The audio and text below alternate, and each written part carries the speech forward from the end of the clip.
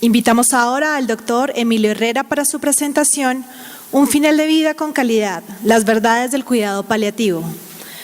El doctor Herrera es especialista en medicina familiar y comunitaria, máster en gestión de servicios sanitarios y diplomado en alta dirección de empresas.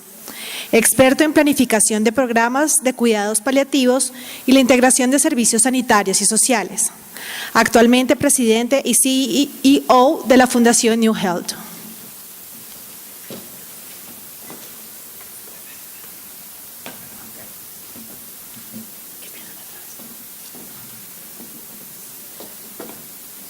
Buenos días. ¿Sí? Desde hace mucho tiempo, cuando pensábamos hablar en cuidado paliativo, éramos vistos algo así como esto. Y con su permiso reclamo el derecho a no mirarnos nunca más así.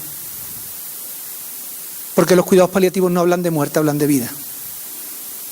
Porque reclamo el derecho, dentro de la profesión de la salud, a que nunca más consideremos que la muerte es un fracaso de la medicina.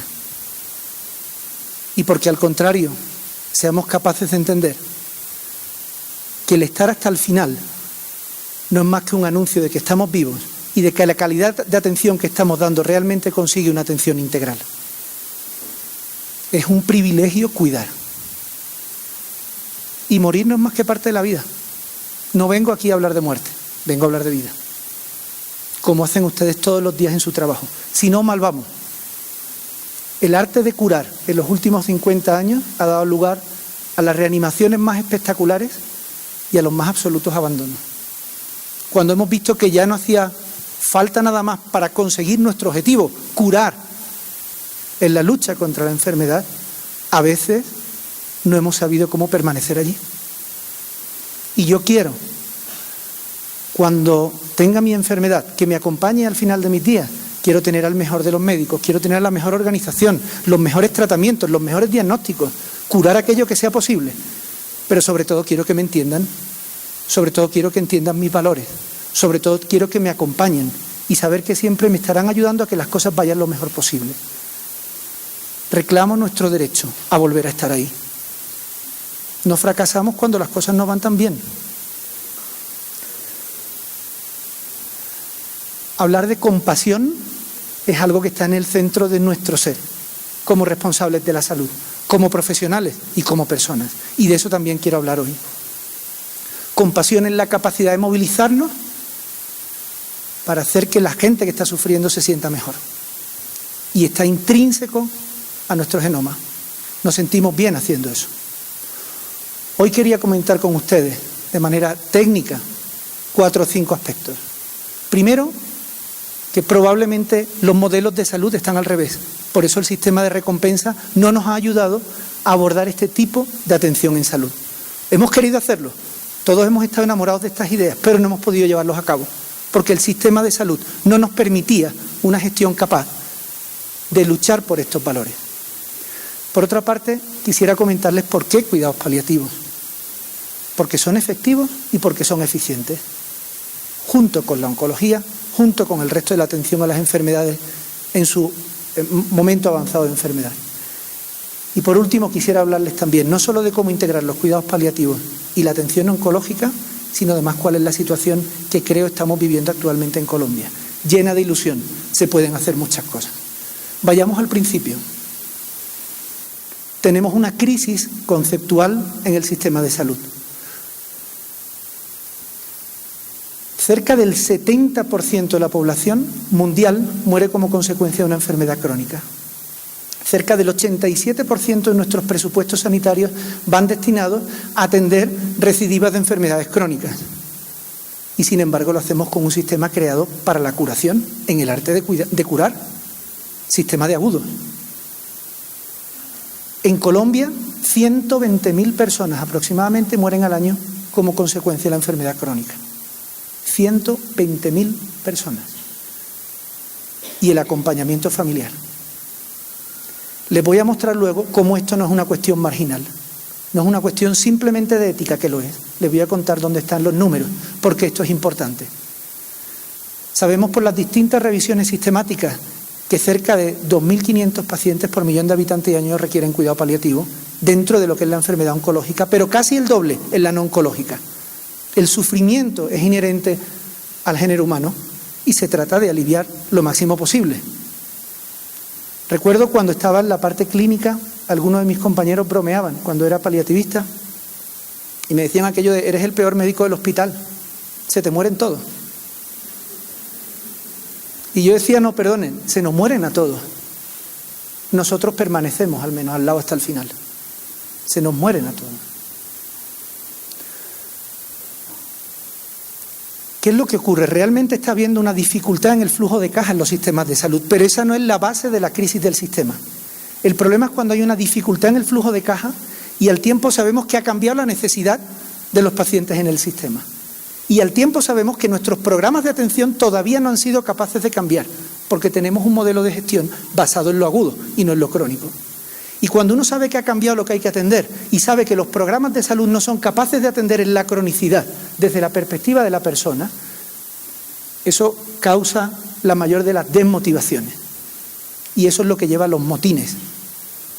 Y cuando hay una falta de actitud dentro de los profesionales del sistema, cuando los programas de salud no se dirigen hacia lo que tienen que atender, que es el cambio en la necesidad de la gente, y cuando además hay una dificultad en el flujo de caja, entonces tenemos una crisis básica en lo que es la concepción del sistema de salud. Esto es lo que se ha venido llamando atención integrada y lo hemos perseguido desde hace ya muchos años. Y en Edimburgo, en marzo, la Organización Mundial de la Salud aprobaba la nueva Estrategia Internacional para la Atención Integrada centrada en la persona. Y realmente los conceptos están claros. Una medicina mucho menos de agudo, una atención mucho más cuidada al lado de la persona, basada en sus necesidades, mucho más comunitaria, con la ayuda del mejor hospital, pero con una extensión adecuada capilarmente hacia la comunidad. Y sabiendo que eso es así, nuestro modelo de salud no permite gestionar pagando este tipo de enfoque, porque seguimos pagando el evento.